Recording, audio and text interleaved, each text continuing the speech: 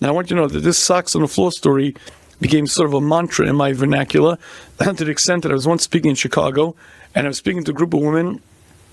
When I was finished, one woman raised her hand and says, Rabbi, do you remember you were here 2 years ago? I said, I do. She says, do you remember what you spoke about? I said, I don't. She said, well, you spoke about the socks on the floor story, and it changed my marriage. I asked her, what do you mean?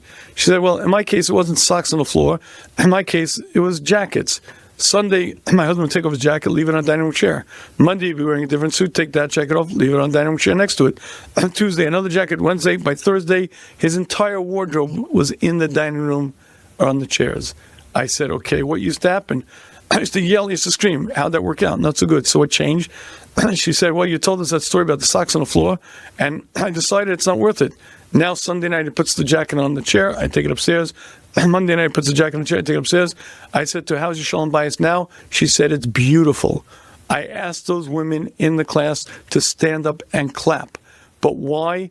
Because that understanding that my spouse has many talents, many abilities, but likely also has some shortcomings, has some flaws, is one of the great secrets to a successful marriage.